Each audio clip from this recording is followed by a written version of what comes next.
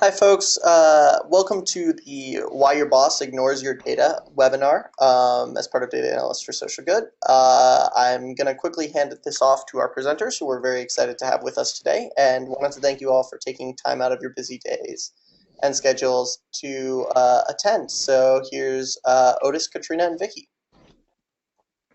All right, thanks so much. This is Katrina.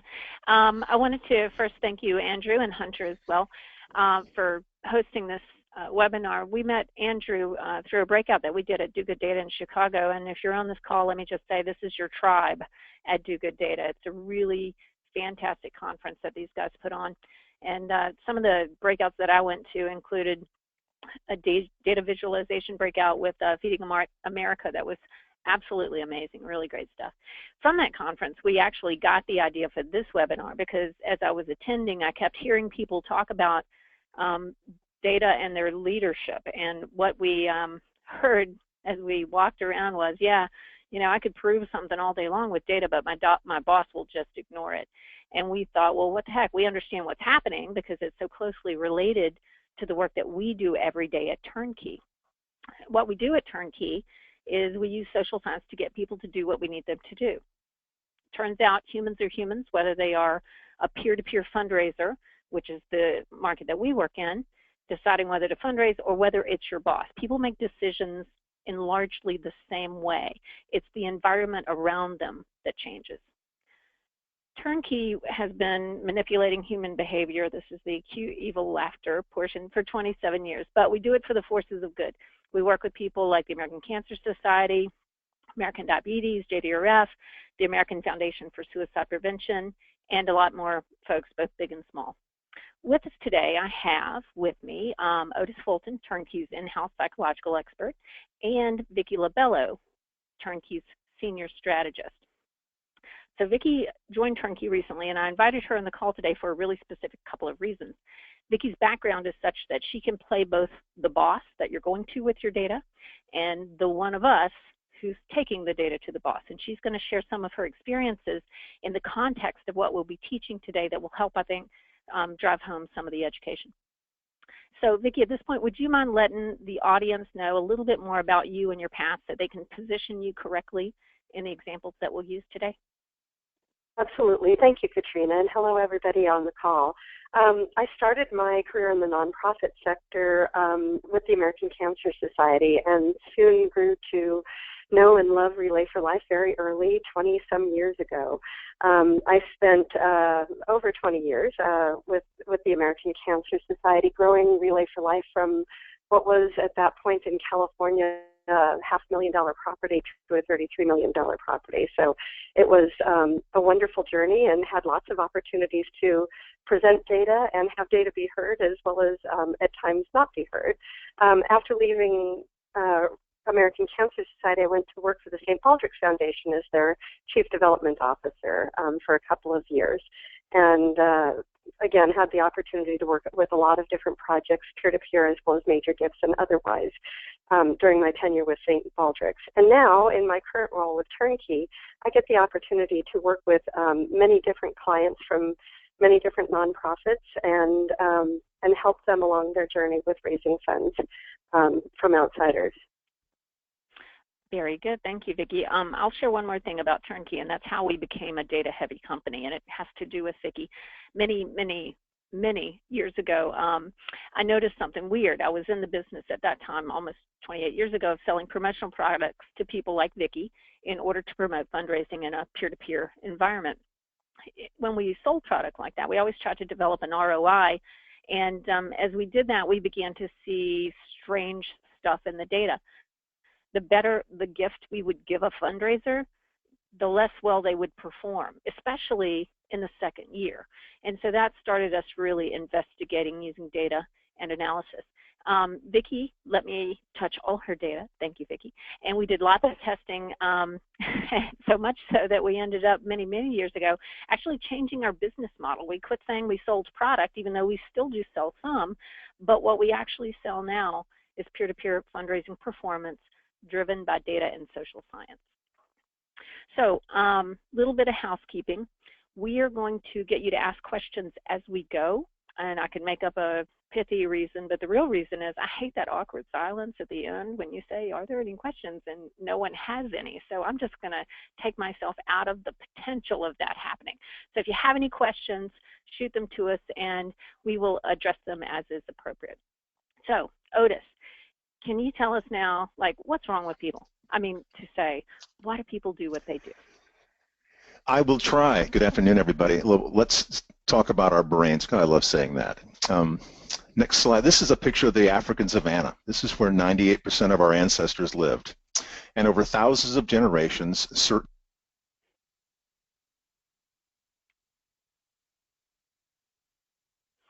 Otis, I think we lost you.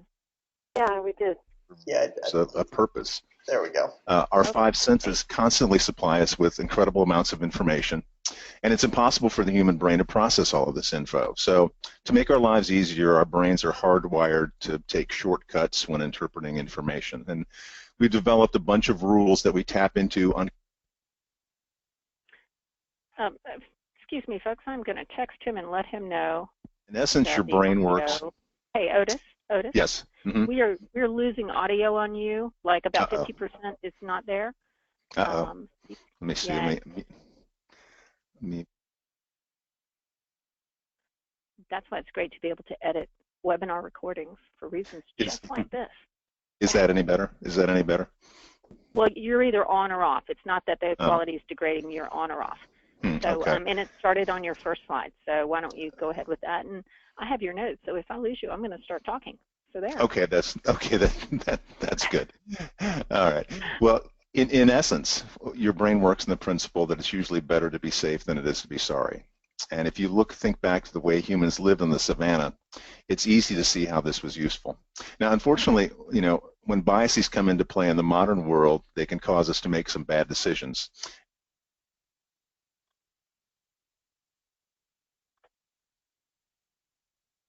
Okay, you're off again, so I'll start talking. Working. You're back yes. now. Okay. When we're making judgments and decisions, we like to think that we're objective, logical, and evaluate all the information that's available. But the reality is that our judgments and decisions are often riddled with the. And you're off again. Are often riddled with the errors and influenced by a wide variety of biases. Yes. You can track these biases, you can measure them. Psychologists call these systematic errors cognitive biases. And there are more than 100 separate biases that have been identified so far. They're, as I said, unconscious. We're totally unaware of them, and they are hardwired into everyone. You guys don't know it, but we're actually married, so this happens at home all the time. I just keep talking.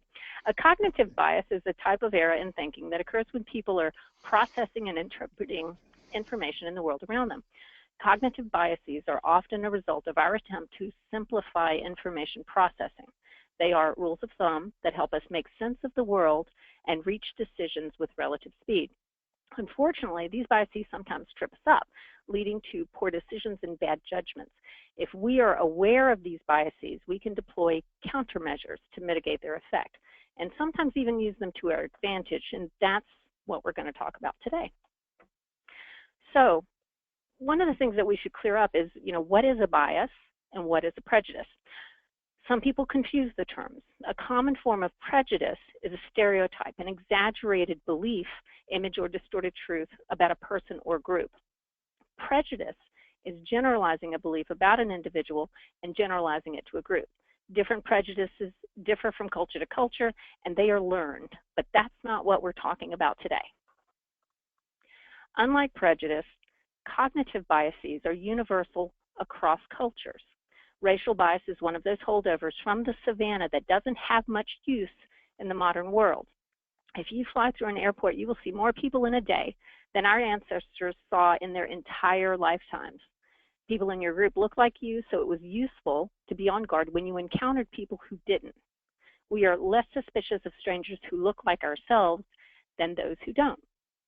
So the next thing we're going to talk about is the heuristic. And the heuristic is a mental shortcut that can result in a cognitive bias.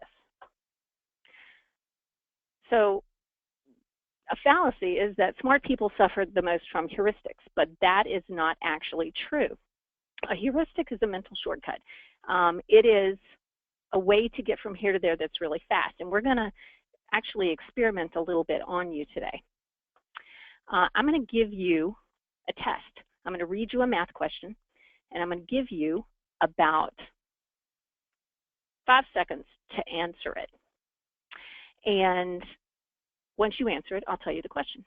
Okay, so I'm going to say aloud the question.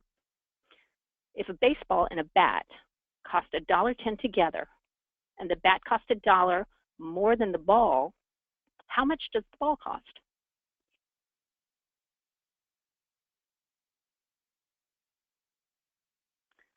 That's 5 seconds. Okay, hopefully someone answered us. Most people say the ball cost a dime because you took a mental shortcut.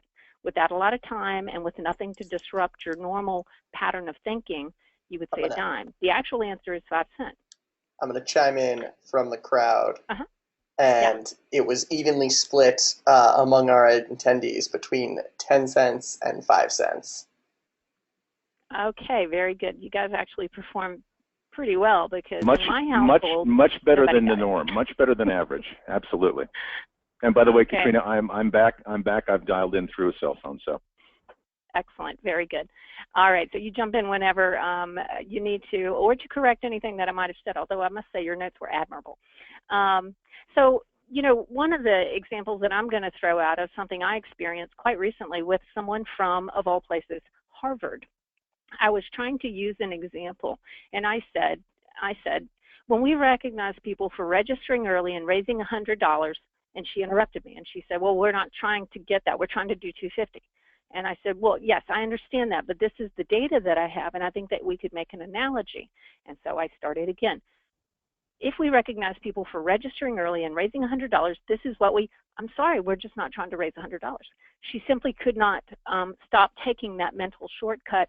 She was doing math in her head and knowing that $100 wasn't what she was after, so she couldn't absorb the information that I had to give her because of her heuristic. Am I stating that appropriately, Otis? Yeah, you know, when people face an uncertain situation, they don't carefully evaluate the information or look up statistics. You know, their decisions depend on these heuristics, these mental shortcuts. And these heuristics, like we just did with the baseball and the bat, there aren't a faster way of doing math. They're a way of skipping the math altogether. And so we default to the answer that requires the least mental effort. Is that an understandable way to explain it? You know, it is great. You know, one thing we've never talked about is that, also I shared with them that we're married while you were getting your audio together. So they know we're married. Something that we've never talked about at home, which is where we do a lot of our talking, is how do I disrupt that? How do I make somebody slow down when they're doing that math? I was unable to do that with the Harvard client that I had.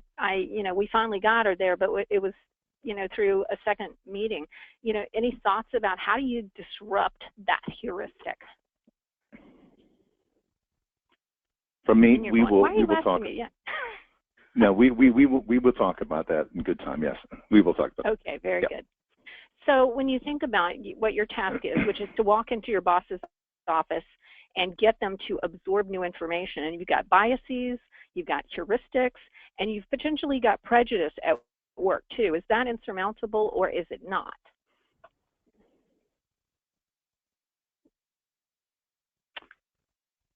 And yet, I'll pick it up here. What about your boss? Chances are pretty good that he or she thinks they're much less influenced by bias than they actually are. You know, there's even a term for this. It's called blind spot bias. Everyone is affected by blind spot bias. If you ask people, adults, only 1 out of 661 says that they are more biased than the average person. That's 0.15% of people believe they're more biased than average. And, you know, research out of Carnegie Mellon the last few years showed 3 things. Most people have no idea how biased they actually are. That's first.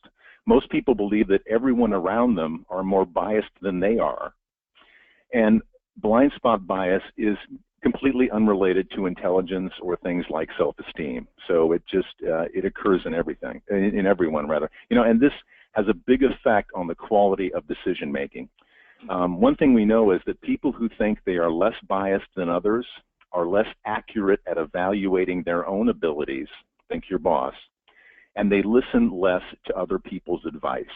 And so what's the good news? The good news is this. If we understand these biases, we can deploy some countermeasures to mitigate their effect and sometimes even use them to our advantage. And that's what we'll start to talk about next. So when you're trying to get someone to change their mind, this is what you're up against. This is the confirmation bias. The confirmation bias is the granddaddy of all the biases. Confirmation bias refers to our tendency to search for and favor information that confirms our beliefs, while at the same time ignoring or actively devaluing information that contradicts these beliefs. You know, changing your mind is harder than it looks. The more you believe you know something, the more you filter and ignore all information to the contrary. And it's not natural for us to formulate a hypothesis and then test various ways to prove it false. Instead, what usually happens is that we form a hypothesis, we assume it's true, and then only look for and believe information that supports it. And you know, most people really don't want new information. They want information that validates their existing beliefs. And I know that Vickie has run up against this in some of her travels. Vickie? Yes, in a specific experience I had was back in the early years of Relay for Life. Our data was showing there was a decline in participant fundraising. I, of course, as many of you probably do, presented my supervisor with a great deal of data and information showing the results, as well as multiple options for a solution. My supervisor, a wonderful person, felt that because the local event she participated in was not seeing this situation or this challenge, that it was not a real issue. Luckily, I knew a few of the local volunteers that were in fact experiencing this challenge and was able to share with my supervisor the microcosm of those participants' experience within the event she was most familiar. After that, we were able to look at the data through a different lens. So you took the data that she had and you effectively disrupted it. And so you took her idea of the facts and changed it by adding in the volunteer information. Nice. Yeah, her reality was from her perspective and her group of friends within that event, and the larger portion of participants were experiencing more troubles than her family and friends were. Interesting. Very good. Otis? I'll move on to another. You know, one of the reasons that the bar for change is so high is something in a bias called loss aversion. Loss aversion refers to our tendency to strongly prefer avoiding losses over acquiring gains. Research has shown that if someone gives you $10, you'll experience a small boost in satisfaction. But if you lose $10, you will experience a dramatically higher loss in satisfaction. So the responses are opposite, but they're not equal in magnitude. And as it turns out, with some variation, that the pain of a loss is equal to approximately twice the pleasure of a gain. You know, so the old expression, a bird in the hand is worth two in the bush, is actually pretty accurate. So, you know, a typical scenario in this area goes like this. You tell someone, I'm going to toss a coin, and if it's tails, you lose $10. How much would you have to gain on winning in order for this gamble to be acceptable to you? And what people will tell you, whether it's $10 or $10,000 or whatever, people want more than $20 before this is acceptable. So the bottom line is we're willing to leave a lot of money on the table to avoid the possibility of losing. And our tendency to avoid losses causes us to make silly decisions and change our behavior simply to keep the things that we already have. And that can lead us to overvalue these things in comparison with other options. So, you know, so what can we do about this? You know, one thing we can do is position our data so that it feels like a loss if your boss doesn't take action. You know, you can make them believe that turning down your idea will be a loss for them, because that's something that we want to avoid at all costs. I know Vickie has some experience with this as well in her organizations. I'm currently working with a client that's now currently offering gift cards to their fundraisers as incentives at their event.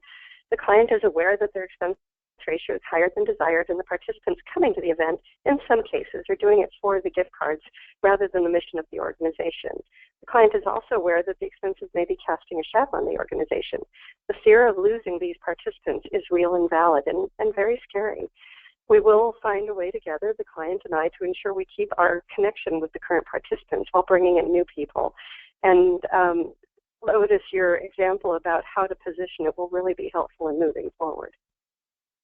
So Vickie, what you'll do with your client or your boss, to stay in the context of our webinar, is to paint a picture that they then take ownership of more participants, raising more money with more mission attachment, and then you'll position them to feel loss aversion for that vision. Is that, Otis, exactly the way you would?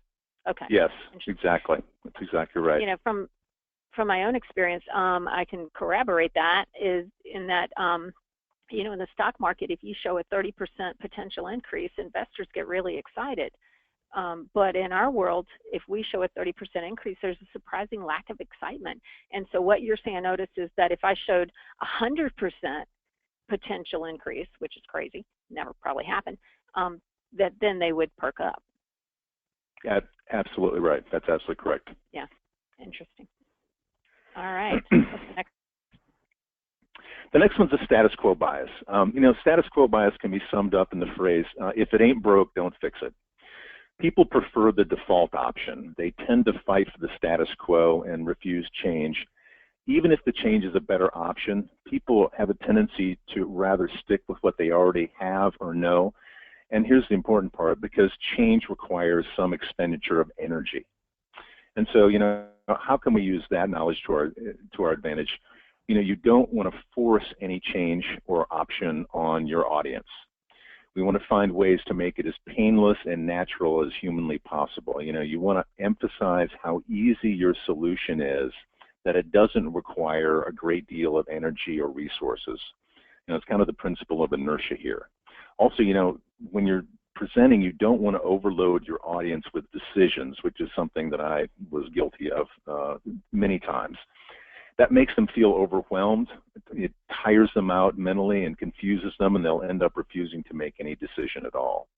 And again, I know, Vickie, you've had some experience along those lines as well. Yes, one of my previous employers, I arrived on the scene, and there was a situation wherein the feeling of the group was that there could be no change in the work. There was clearly a comfort level with the status quo. They were doing work with a vendor, and the fact that there was a contract signed seemed to be a barrier that we couldn't get over. The work was not progressing as we expected or needed it to progress, and there were many challenges. After sharing the information on the challenges with the leadership team, I moved forward with working with the vendor to change the expectations within the contract and move that forward, of course, in partnership with the leadership team. As you mentioned, Otis, it took a significant amount of work on my part, but I must tell you that it was well worth it. And I was able to position it in a way where the leadership team, the choices were very straightforward. So we were able to move forward and work with the vendor and change basically the terms of the contract without undoing the contract altogether. Mm-hmm. Vickie, your experience was that simply presenting the data, we have a contract, yes, they're not meeting the terms of it, and I want to change, was not enough. That was the data in this scenario, and instead you had to work extra hard to overcome the status quo bias. I definitely did, as well as come up with solutions within the parameters of the confines of the status quo. So yes, absolutely, Katrina. So it's interesting to me to think that in today's world, the status quo bias, it leads us to make bad decisions. But in the savannah, it would have been a good decision to maintain the status quo. It just points out how very different our lives are now than they were. Exactly. The next one we want to talk about is framing. Framing describes how our perceptions of the same thing will change based on the context in which it's perceived. You know, the frame of reference changes the way we think about our choices and our decisions. And I'll give you an example of a study that shows how framing works. Participants were divided up into two groups. Both of them were given the story of John, a guy who quits his job and then goes on an adventure in Africa where he spends a few months. Before reading the story, each group got a list of a few words. One group read words like positive, winner, success. Another group read failure, disaster, hopeless. And what happened was the two groups perceived John in a different way. The group that read the positive words got the positive frame, thought of him as courageous typically. The other group with the negative frame thought of him as reckless, but they had read the exact same story. The only thing that changed was what they were exposed to, or, as they call it, the frame. And, we can make this work for us in some obvious ways. Before you present your data, you want to craft the frame in which you want your boss to receive it. Just, a simple example is, announce the industry average is down 22%. We're only down 12%. Congratulations, everybody. That's a negative situation that you've presented in a positive frame. You guys have some experience, I know, in these kinds of things. Yes. Again, previous employer, the topic at the time were sponsorship packages. At that time in California, the sponsorship packages were completely different from one region to another. It was clear there was a great opportunity by both having consistent packages, both for fundraising as well as for recognition within that. There was resistance by both volunteers and event and staff that event leadership would be unhappy. So resistance to making a change. At that time, I had the opportunity to work with a couple of the companies that were supporting us in many areas. How I framed the presentation was based on the perspective of our supporter, which at that time was Target. I shared with the team the fact that one of our largest supporters at the time was unhappy because at one event they received significant logo placement on the t-shirt, and then at another event it was different with the same level of donation. After seeing things through the lens of our supporter, we were able to start the journey toward more consistent recognition of our sponsors. So when you wanted that change, the the frame that you put around it was of unhappy sponsors in general. And even though it wasn't a specific data point, the frame sort of created the ambiance that made it right for them to receive this information. That's right. Next is anchoring. Anchoring is something I wanted to talk with this group about in particular because they have such a great way to leverage this. Anchoring is the tendency we have to compare and contrast only a limited set of items. It's called the anchoring effect because we tend to fixate on a value or number that in turn gets compared to everything else.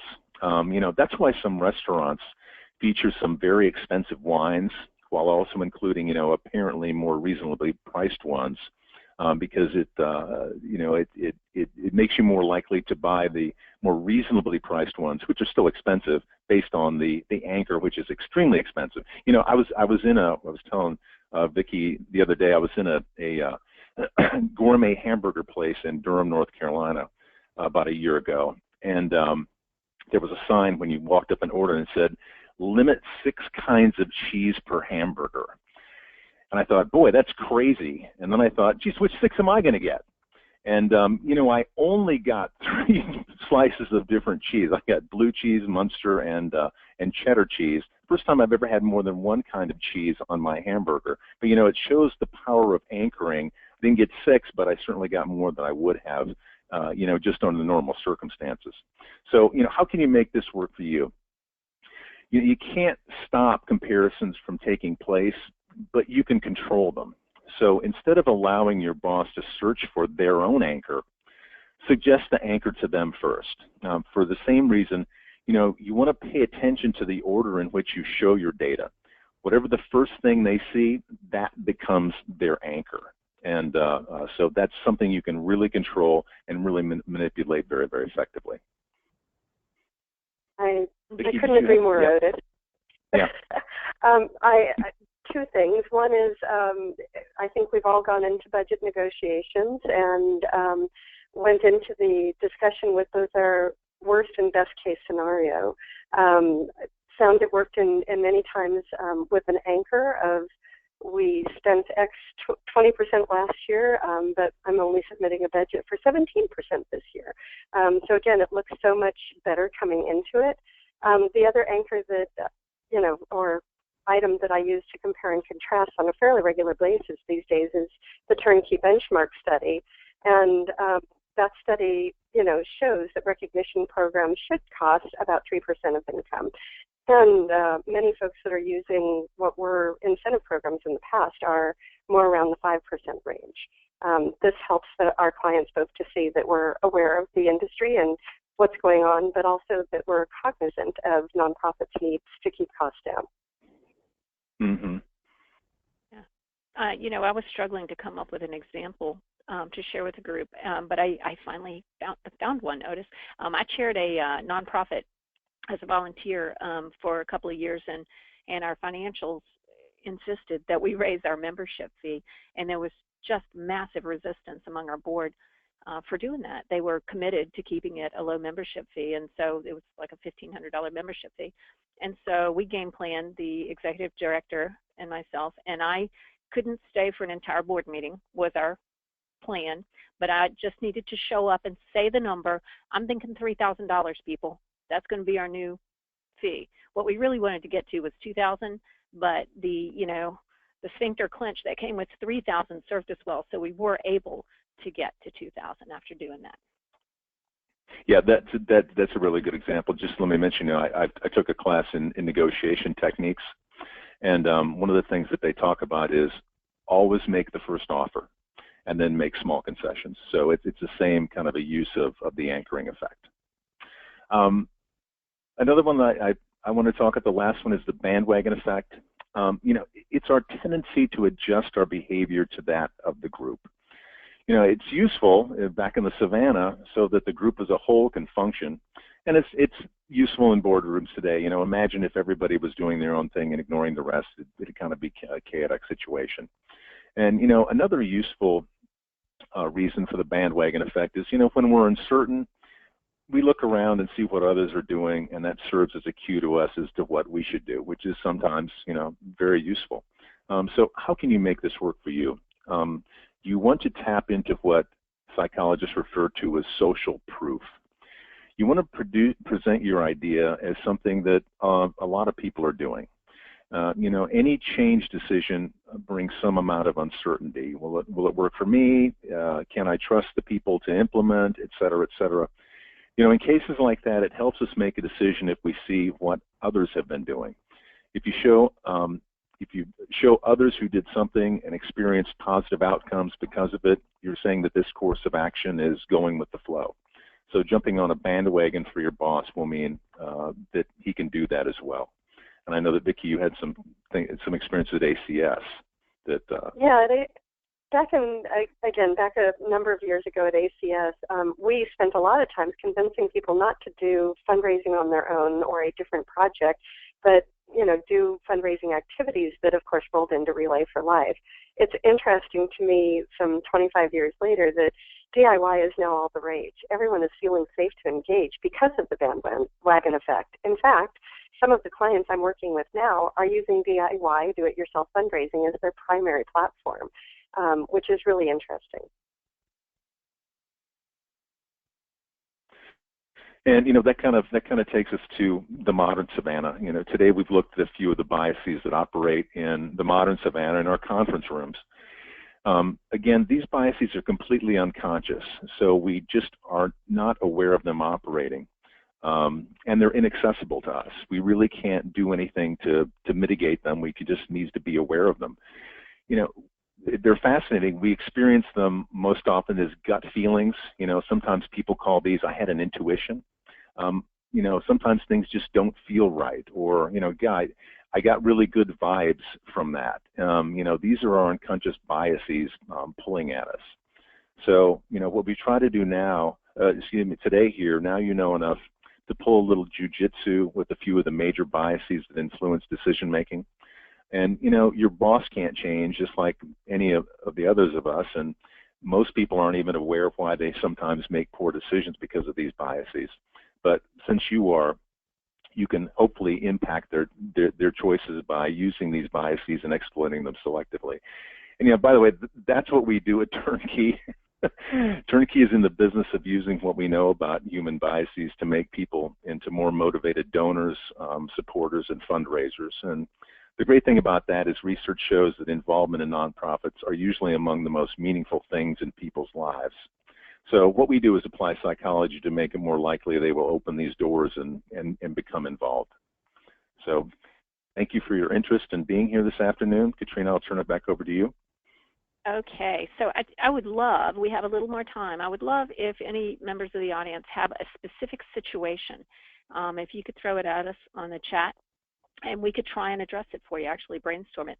I'm going to throw one out right now and get Otis and Vickie to comment on it and thinking about these biases and how we might make use of them. Okay, so here's my scenario. I am an executive director of a nonprofit. I have a direct appeal that has been performing poorly every year. It's been a print appeal with no email component, which is unusual, but still happens. And I want to go in and present evidence to transition to an email campaign with a supplementary direct response. My leadership has been in their chair for 30 years. How would you position it? Would you like me to weigh in first? No, you go ahead.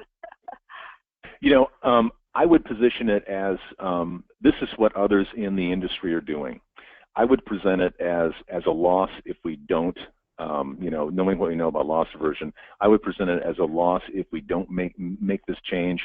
You know, and again, you know, as you probably noticed from our comments, you know, the framing bias kind of goes into the anchoring bias, and there's a bunch of overlap between these, but I would position it such that you know, we are losing if we're not moving forward with a supplemental way to reach the donors. Vickie, any other thoughts on that one? Yeah, I'd also add in a piece around millennial engagement, Otis, along the same lines of where you're headed. I think many nonprofits are very interested in making sure millennials are engaging, and we know that data supports the fact that millennials engage more thoroughly online than they do in hard copy, and add to that, I think is very compelling, the desire to work with a different audience. So what you two did is you threw three biases out there. You introduced, Otis, the bandwagon effect, meaning everybody's doing it. Both Vickie and Otis painted a picture that would inspire loss aversion, and then Otis, you also referenced framing and anchoring in terms of similar to the bandwagon thing, meaning other people are doing this to make them more friendly to it. So, yes, you want to play? Yeah, you want to throw one out? Yeah, and of course, you know, we didn't practice this, but this is exactly what we do. We sit around the office and do on a regular basis. So, yes. And we laugh wickedly and rub our hands together while we do it. Vickie, throw out a scenario, and we'll try and answer it for you. Oh, gosh. Okay. I have an organization that's been doing their same events for many years and are very successful doing it, have indicated verbally that they want to do change, but all evidence points to the fact that they don't want to change how they produce this event. And that may be too broad brush. Do you need me to get more specific, Katrina? Nope, I think that's good. Otis, you want to go first? Okay. Or you want me to? Yeah, I would